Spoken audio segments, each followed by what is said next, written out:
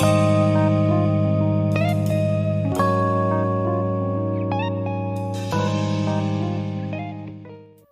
guys, welcome back to my channel.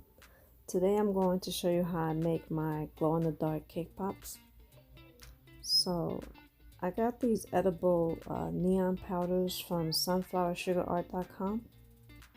I got the orange, the lime, and of course the neon pink.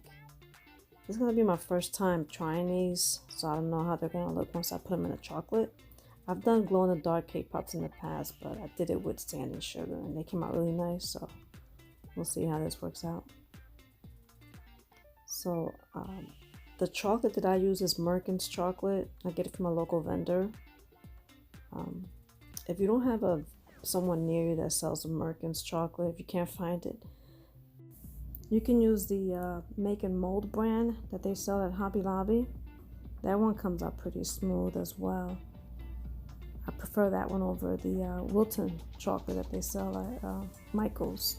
I don't care for that one too much.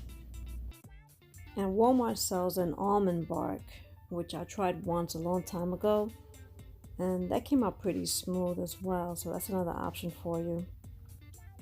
But I always go back to my Merkins. And as you see here, my chocolate is just like a peachy color. It's not neon at all.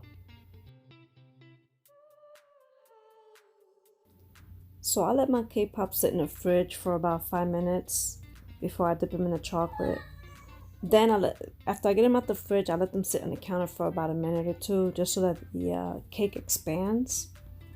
Because I'm afraid that if I just dip them into the chocolate, that while they're drying, that the cake might expand, and then that can cause like a crack in the chocolate. So just to avoid that, I just let them sit for another minute.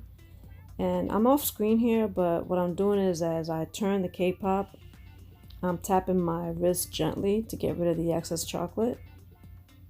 So just gentle taps. And this cake pop order was for chocolate and vanilla cake pops. So what I did was I took a brown marker and made a little mark inside the straw. This way my client can tell which cake pops are chocolate. Just a little tip for you. And here we go with the chocolate cake pop. Same process. And what I do is the way I let my cake pops dry is I stick the straw into a styrofoam. I don't like to put them on the wax paper right away while they're still wet, because I like the bottoms to be nice and clean.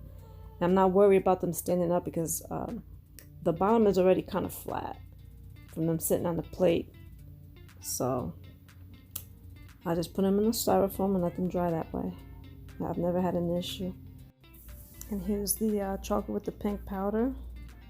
As you see, it's not neon, it's light pink. And the same thing with the lime.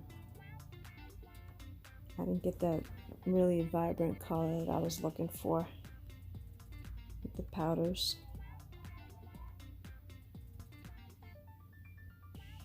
Testing the glow with the purple light, and it works. Even though it's not bright, it still glows. So what I did was I decided to brush the powder onto the cake pops. And next time what I'll do is I'll just color my melted chocolate with candy coloring and then brush the powder on it. This way I don't waste my product. And this worked out perfect. And my little brush is from Wilton. I got it from Michael's a long time ago.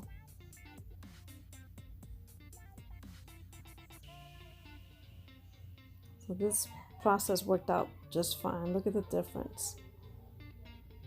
Same thing with the orange. Same thing with the lime.